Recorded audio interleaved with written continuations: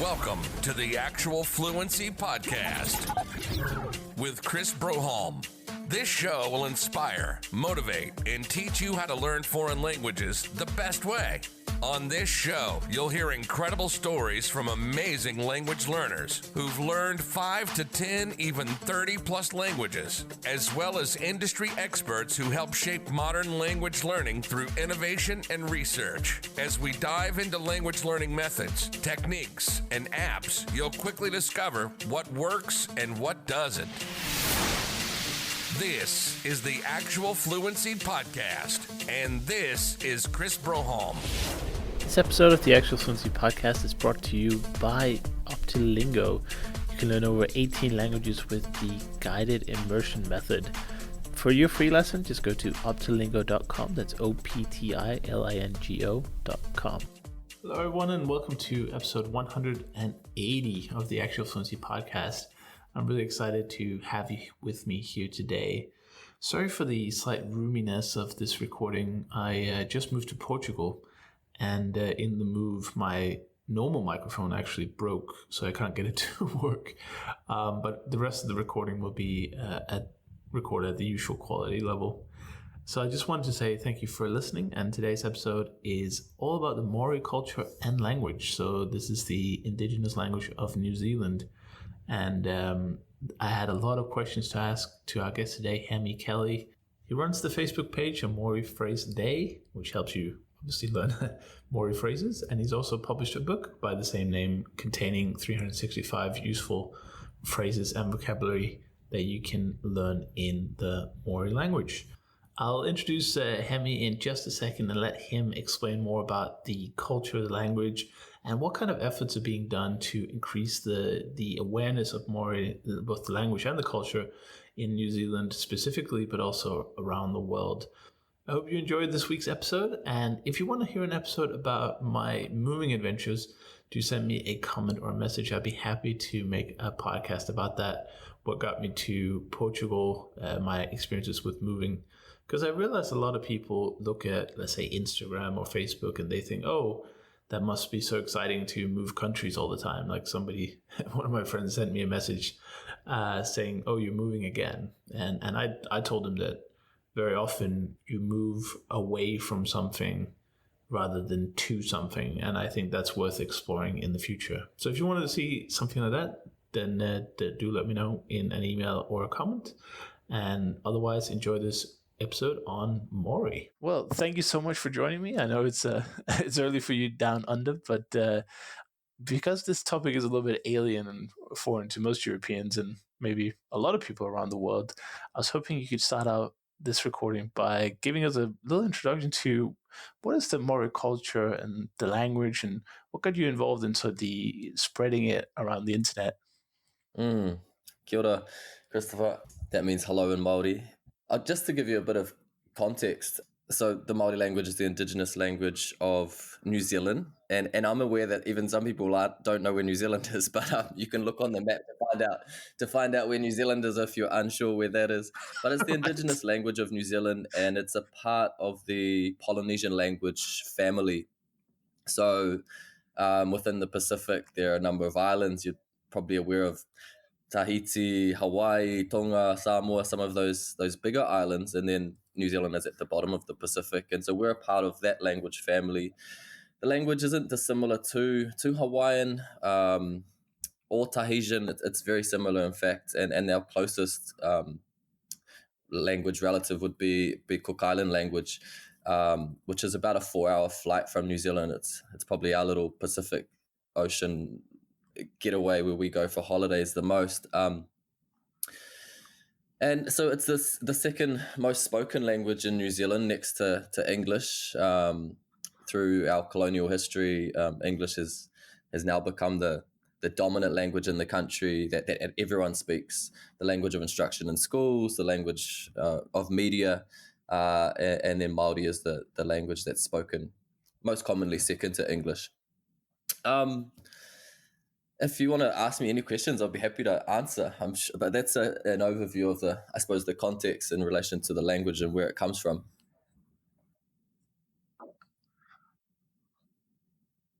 Yeah, fantastic. And I'm sure a lot of people don't have a clue where New Zealand is. I can tell you, if you are listening from Yeah. Europe, it's very far away. If you're in the US, it's quite far away.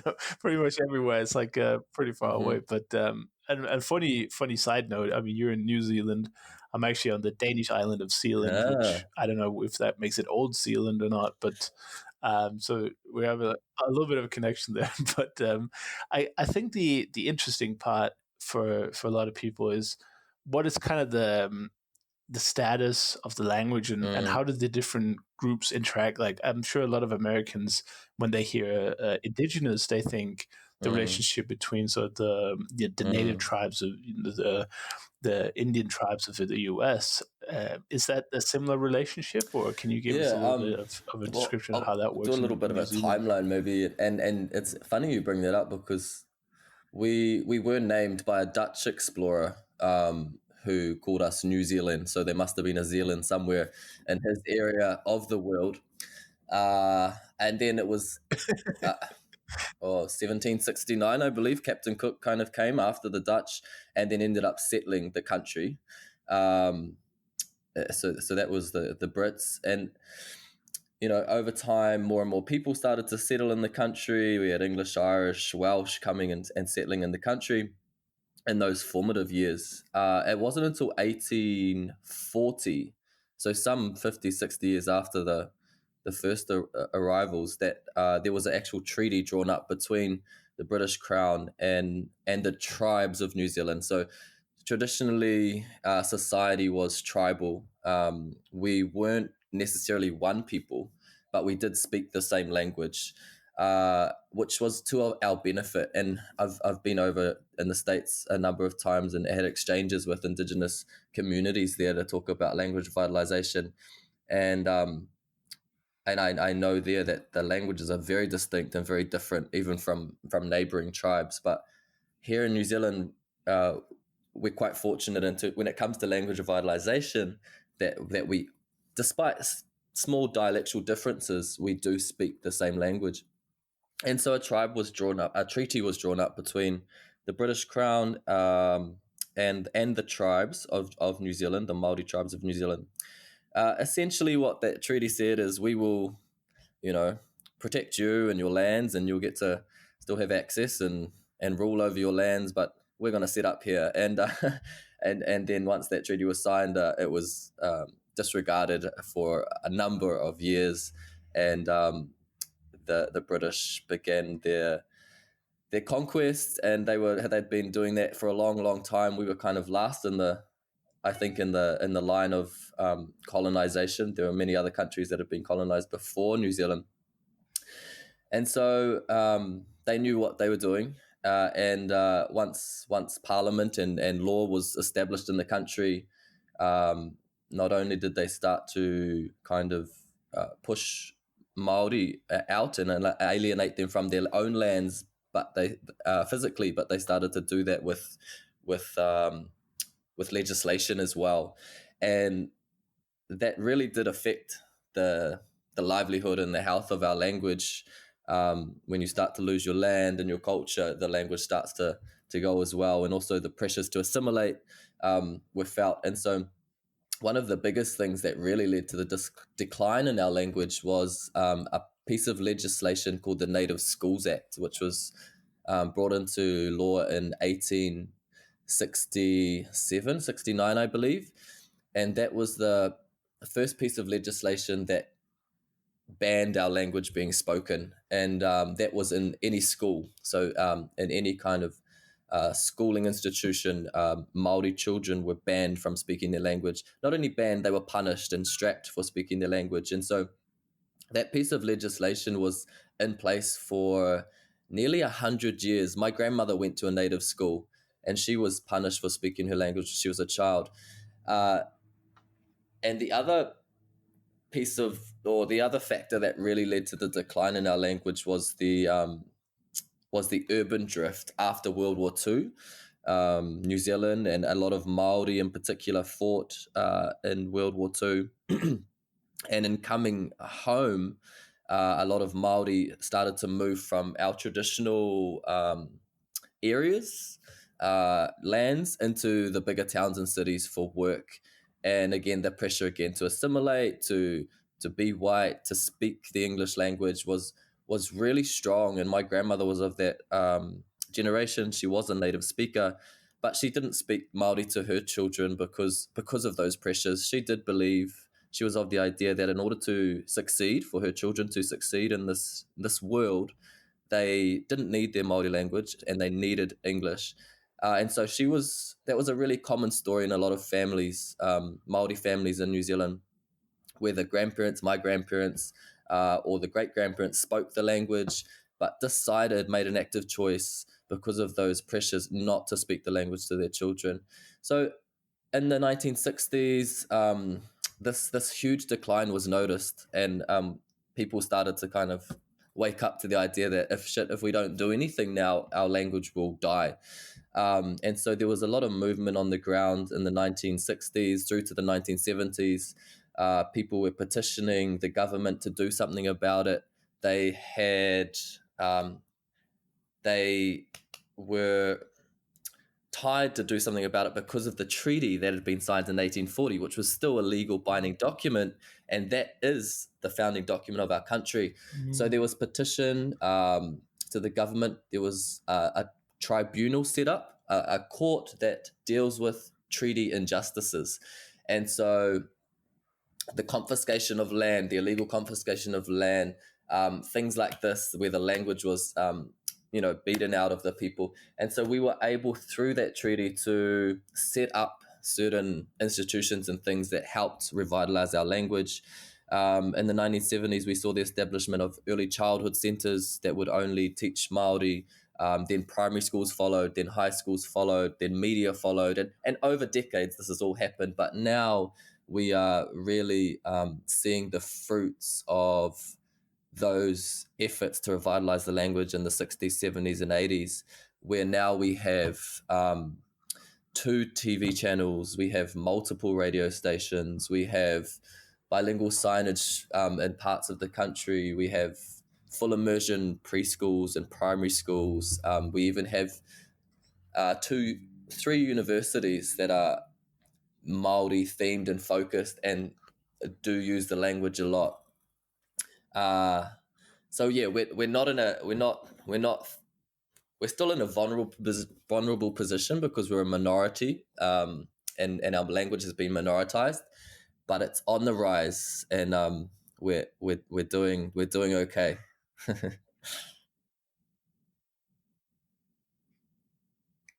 Great. Well, I can't wait to hear a little bit more of what's happening, in 2020 and going forward. But I just want to remark on the idea that, was it 1860? You said, banning a language. I mean, to me, it just gives me goosebumps, because that's like, I mean, that's like just robbing people of their identity, their culture, and one thing is banning, like you said, but also actually punishing later on for using it is arguably even worse. And I've seen, and we've actually heard on the podcast before, also with similar historical timelines that where a ban led to the decline. And I guess it's just lucky that some people got the idea early enough to turn the tide, because there's no Definitely. doubt that the trend would have continued downwards. I'm sure it's a scary thought that people. I mean, it's a much less globalized world, so of course it's hard to imagine what people were thinking back then. But with modern eyes, it's just a horrible thought, I find. But that's just my little comment there. And of course, the British also, we have mentioned the colonial age is not the best of times they've shown, but there are a lot of instances of those aftermaths all over the world. But how does it look today? If we come to kind of the modern culture, is it try to paint the picture for us of what does it mean to speak the language, be part of the group in sort of a modern era, because obviously it's a long time since the colonial time, so it might be hard for people to visualize. So can you tell us a little bit more about what's happening, sort of to keep the momentum going, of course, but are you headed, do you think it's headed for like a bilingualization? I don't know if that's a word even, of the country, where eventually New Zealand's going to be fully bilingual? How do you think it's going? In terms of numbers, there hasn't been really any solid numbers come out since 2013, which is when our last census was, which makes me think, gosh, there must have been a census recently, because that's a long time ago. But 2013, kind of the last solid numbers we have. It's probably time someone did do a survey, which said that there were around 125,000 speakers. About 21% of Māori speak the language, and about 3% of the people living in New Zealand speak the language. I think that's definitely risen, that there are more speakers now. Anecdotally, I'm seeing much more happen. The total population of New Zealand? What's the total population, sorry? Let's see. I'm just Googling this. It's close to 5 million. So I think, there's about a quarter of a million. All right. Who speak the language. The government has recently made a commitment to have 1 million speakers by 2040. So 20 years they've set this goal, and of course they are doing things and putting things in place to help achieve that goal. Quite an audacious goal, but there is support from the government. There is support, and of course Māori are in the government as well. It's not like Māori are removed or separate or live this secluded life in New Zealand. Māori in general are very much a part of the New Zealand society in terms of positions of power and parliament and whatnot. So for anyone listening, we're not living out in the back blocks on the reservations, and we're not in. We are very much involved in the goings on of the country. So there has been this commitment made from Parliament to achieve that goal, and so things are being put in place. We just celebrated 2 weeks ago Māori Language Week, which is an event that happens every year where it's an opportunity for the whole country to kind of come on board and support the language. And in that week, that's been going since the 1970s, since the start of that revitalization period. And during that week, I saw mainstream news, our big news channels, mainstream artists, just businesses, organizations, everyone kind of comes on board and celebrates the language, participates in speaking and learning little bits of the language. So as a country, we are moving towards the space now where people are starting to accept the language as ours, whether we're Māori or not, that it belongs to this country, it's unique to this country, it's what makes us unique. It's taken a long time, but in general, that idea has started to shift. We're starting to see value in the language, I believe, as a nation. And a good example of this is the haka. We might be recognized internationally by the haka, which is the dance that our national rugby team, the All Blacks, do before they play a match, and we've become quite famous for that. So traditionally, there's been elements of the culture that non-Māori or New Zealanders in general like to take pride in, and the language has kind of been the last part. The food, the dance, those sorts of things people are quite proud of, or happy to say that that's part of their culture as well as a New Zealander. But the language has unfortunately and sadly been that last part where people are like, oh yes, and we also value the language. But I believe we are coming to that space as a country. Bilingualism is probably the long-term goal. That would be amazing to see bilingual signage throughout the country, bilingual media, and all of that as well. This is the Actual Fluency Podcast. with Chris Broholm. Make sure to join the Actual Fluency email club by going to actualfluency.com/join. We'll be right back after these messages. Big shout out to Optilingo for sponsoring the Actual Fluency podcast here in 2020. Optilingo is a language learning app that features a method known as guided immersion to teach you over 18 languages at the time of recording this segment. And it focuses a lot about speaking and repeating and listening, of course, to get your pronunciation just right. It doesn't bother about grammar, it doesn't bother about long explanations of syntax or morphology or any kind of complicated concepts that kind of hold you back from speaking better. And you can get a free lesson right now if you go to optilingo.com. That's OPTILINGO.com, Optilingo. And if you do decide to subscribe for the full version of each language, like I said, there are more than 18 actually available. It's only $5 a month, so it's extremely affordable as well for the full package. But I'm just really happy they are part of the podcast here in 2020, and it's run by my good friend John T, who kind of stumbled upon the method that the app teaches when he was trying to learn his own heritage language of Circassian, of which there is not a lot of resources out there for. So thank you so much to John T and Optilingo. I hope you give it a try. And let's get back to the action.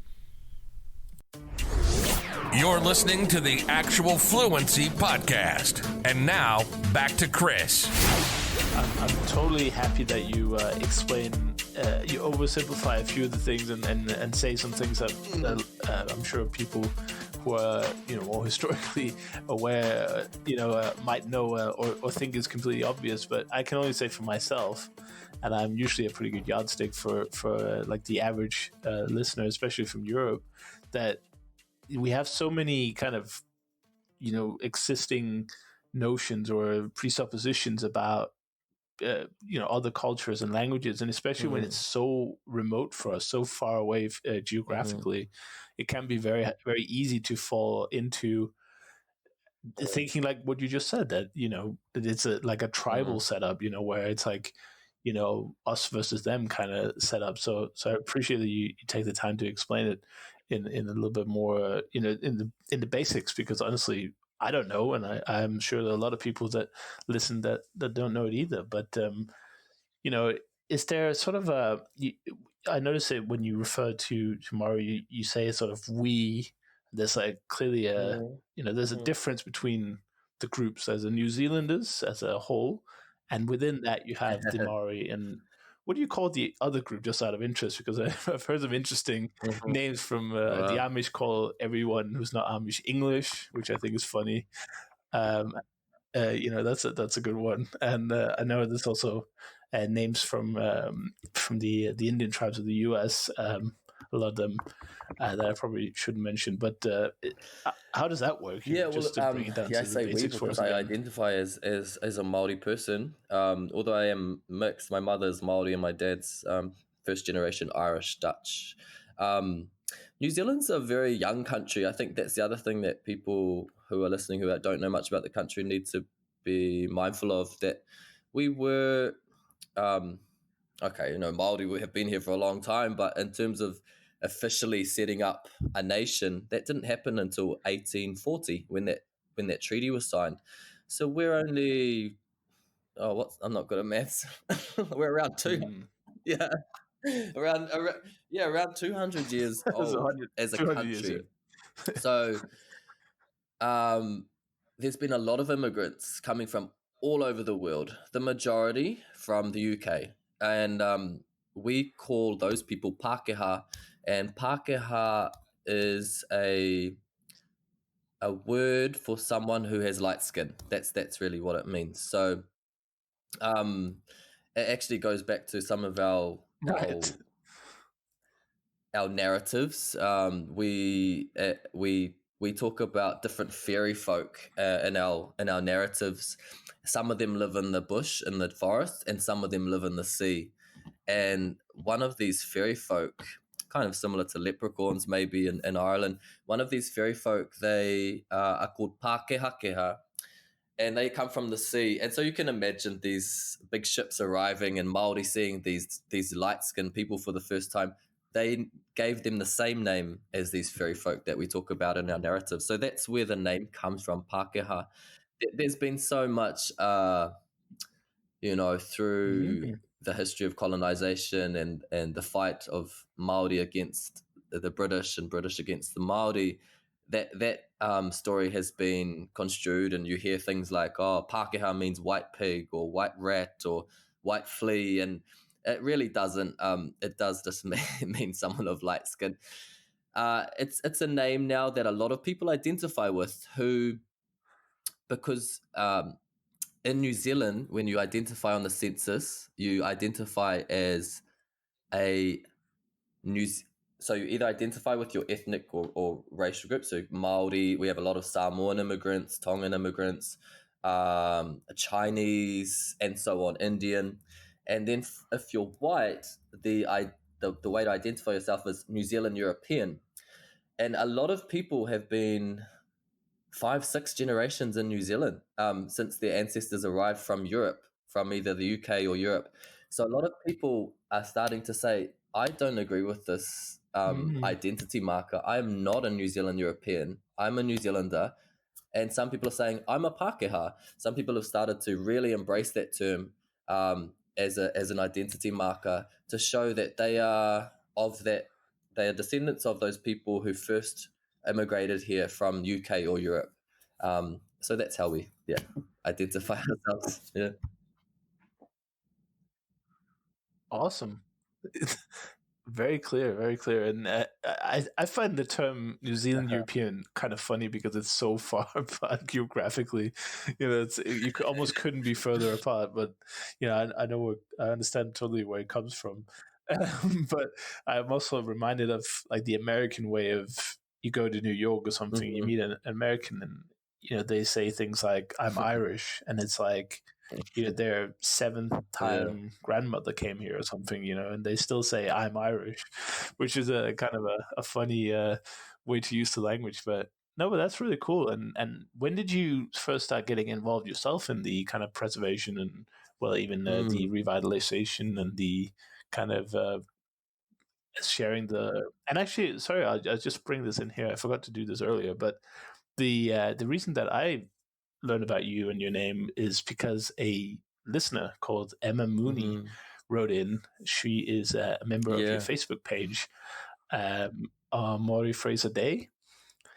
And she said that she's learning the language, and she's been listening to, she says, my fascinating podcast. That's nice. Every time I hear it, I think that you really enjoy speaking to Hēmi Kelly, who we are today. He's very involved in getting people learning Te Reo Māori, New Zealand's native language, which we're almost lost. Yeah. Oh, well, thank you. Well, maybe I'm a natural. So I just want to say thank you to Emma for suggesting. And if anyone listening out there has any suggestions for guests, could be similar today, like with a specific culture, language, and historical context. But it could also be somebody who does something for language learning in other parts of the world, or any kind of aspect. So I just want to say thank you to Emma for sharing that. And so the Facebook page, I assume, is part of your own kind of projects. But when did you first get involved in the I didn't grow up with the language. As I said earlier, my grandmother spoke. My mum didn't. She was so I grew up in an English speaking home, but there was always elements of the multicultural home, because I had a Māori grandmother, an Irish grandfather, a Dutch grandmother. So it was very there's elements of all those three cultures in my upbringing. But because of where I live in New Zealand, like the Māori culture was always very present. And when we would go to family gatherings, or even just in the home, Mum was very persistent in making sure me and my sister knew who we were as Māori, even though she didn't have the language. So I was always interested from a young age and wanted to learn more, especially when I'd go to these events, or our funerals in particular. We have a lot of I suppose, ritual happens in our funerals. And so hearing the language being spoken, I always was curious. Well, I want to know what they're saying. I want to know what they're laughing about. And so I started to learn as a young person, and then just continued on and while I was at high school in my teenage years. And then reached a level of fluency probably around 18 years old. But, with language, there's not an end line. You just continue learning all the time. And which I did. And then eventually I got into teaching, Right. which is kind of a natural progression for people here in New Zealand who learn te reo. There's media, there's teaching, there's a lot of jobs you can get into with the language, but those are kind of the main ones where people end up going. So I moved into that area and started to really want to help people who are in the same position as me at some point, who were either Māori or non-Māori. A lot of non-Māori use and speak the language as well. Not that they are the minority when it comes to the speakers of the language, but there are non-Māori. I wanted to help those people who also wanted to learn and share with them what I had learned.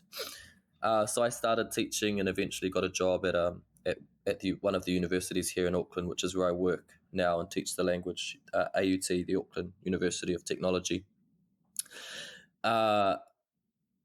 And then when the lockdown happened here in New Zealand, the first lockdown, when the pandemic really hit New Zealand, we went into full lockdown as a country for about 6 weeks, and I had some spare time on my hands, so I thought I'll carry on what I'm doing, teaching, but I'll just do it on social media. And so if anyone does want to learn a little bit of Māori or an introduction to the language, then they can check out a Māori Phrase a Day, which is the name of that Facebook group.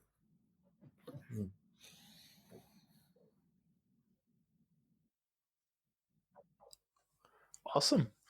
I mean, we're all learning new ways to learn, well, just about anything in this kind of lockdown period. But do you want to tell us a little bit about the language? If people out there, are there a lot of materials available for learning it? Has the government made any kind of official language schools? Is it offered in high school throughout New Zealand? Like, what are people's actual options for learning the language? Options of learning the language, if you have young children, there are preschools which are full immersion preschools. I think there's, just off the top of my head, over 400 throughout the country. So you don't have to be living in a largely populated area. A lot of our small towns throughout the country, in fact, a lot of our rural towns are in different areas are populated largely by Māori. And so there are preschools that the language of instruction is in Māori. They're called kohanga reo, which means the language nest. Then those children who are brought up in the language nests, they may carry on into Māori medium education in primary school. So there's those options available throughout the country as well, for your small children to continue learning in the language. And so they'll learn science, maths, every subject in Māori, apart from English, of course.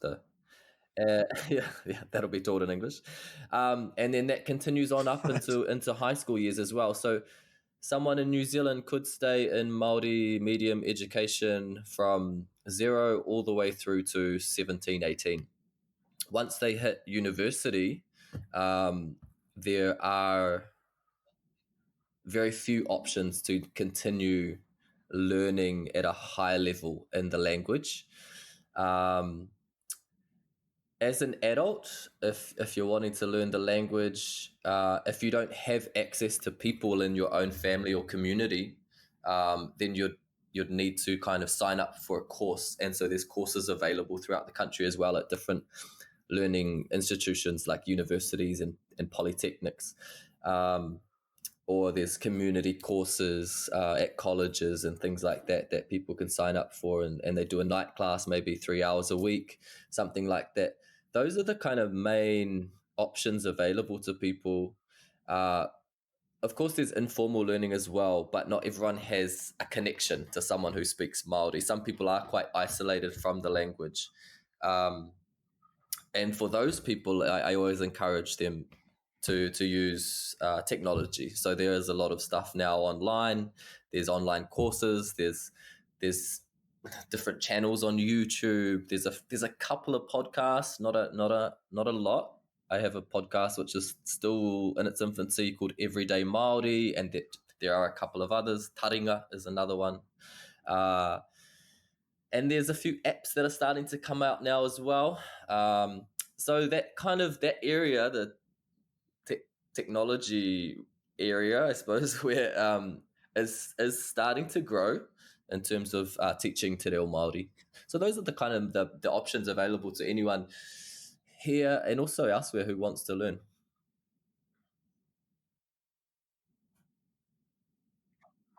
Very nice, and good job on starting a podcast as well. I've been doing this for quite a while, and it's definitely a very rewarding experience. And whenever you get an email from somebody saying they enjoyed the work you do, it makes it all worth it. And it's a great technology for language, and definitely a great medium for, and also relatively convenient for the listener and the host. It's not too technically complicated to listen to a podcast these days. But I just checked, just as a random side note, I just checked UTalk has a Māori course. They have, I think they have about 250 languages now. So I'm good friends with them over at UTalk. So I just wanted to give them a little plug there. The courses in there. It's sort of a digital phrase book kind of version. So that's definitely a recommendation. But it's funny, and I just also want to plug a previous episode. I talked to a Scottish Gaelic speaker some months ago, or maybe it's actually last year, where we talked about the decline of Scottish Gaelic in Scotland. And the situation is almost exactly the same. It gets squashed by English, then there's a revitalization, and now actually it's reached the point where there are universities where it's entirely taught in Scottish Gaelic. So if people are interested in these kind of language success stories and revitalization, definitely go listen to that one. And funnily enough, the guy I was talking to that day as well, he had a similar story of growing up hearing a lot of the language, but wasn't taught the language, and they didn't speak it at home. So when he set out as an adult to kind of reconnect with his culture, that was primarily through language. And I guess that's the kind of the important part as well, is that you're not just learning a language. You're kind of reconnecting with who you are and your history and your personal culture and connection exactly. And I society. mean, for myself, so it's kind of a big deal. Really the reason why I was motivated to learn, and the more I learned about myself as a Māori person, the more I learned about my history, the more I learned about my culture, and learned about the things we do, but also the reasons why we do them. We as a people, we identify with different cultural groups. We do certain things, but sometimes we don't even ask ourselves why we do these things the way we do them. And in learning my language, it was really an eye-opener to a Māori worldview. That's what it is. You're learning a different worldview, a way of looking at the world, a way of understanding the world.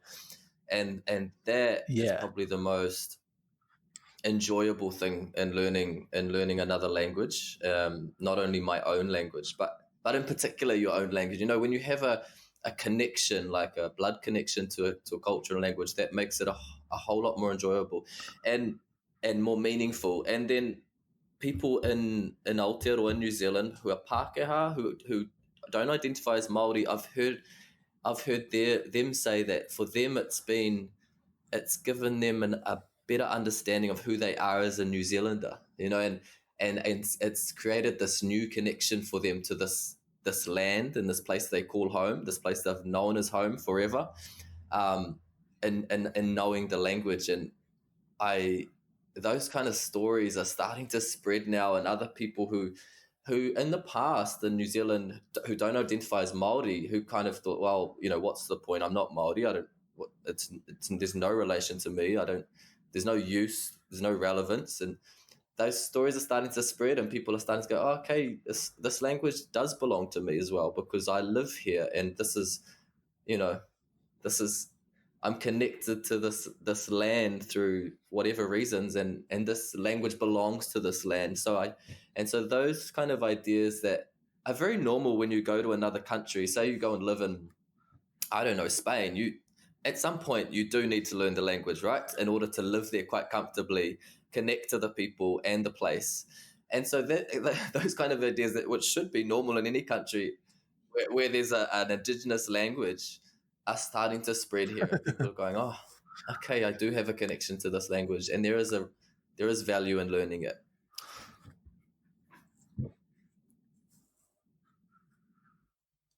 Fantastic. Yeah. And I would say you said it well when you said it's not just about this language or, any specific language. It's the general act of learning another language. Obviously, the more connected you are to it personally, the better.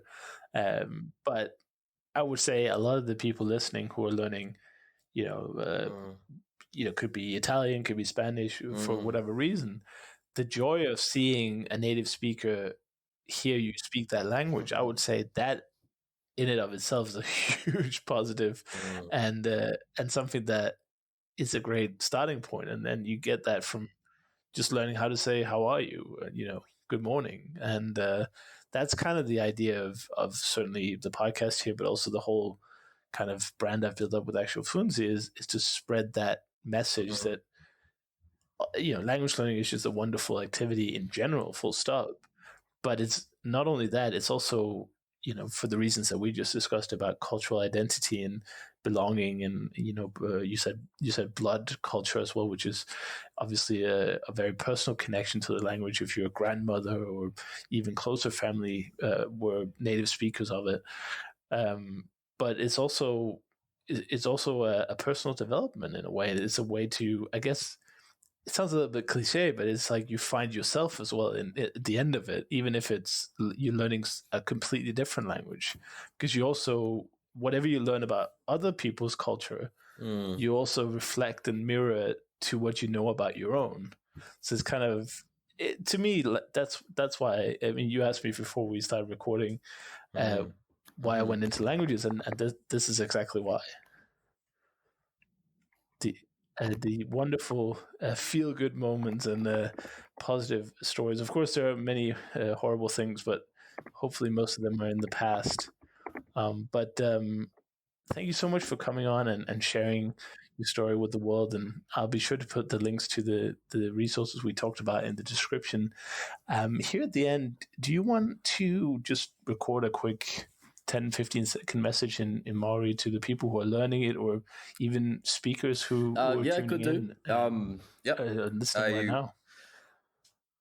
Okay. Tēnā koutou. Fire away. We're going to put it in the episode. Kia kaha koutou e ako ana I te reo Māori, kia kaha te ako, kia kaha hoki te kōrero. Tēnā tātou.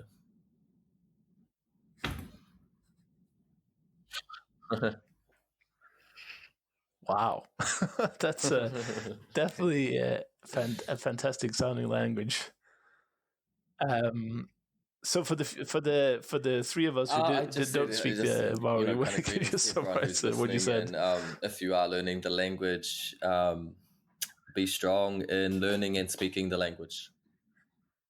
Wow, thank you. Perfect. Well, thank you so much for waking up early for recording this and sharing your passion and culture with us. Really appreciate it. This episode was brought to you by Optilingo. Learn over 18 languages through guided immersion by going to www.optilingo.com.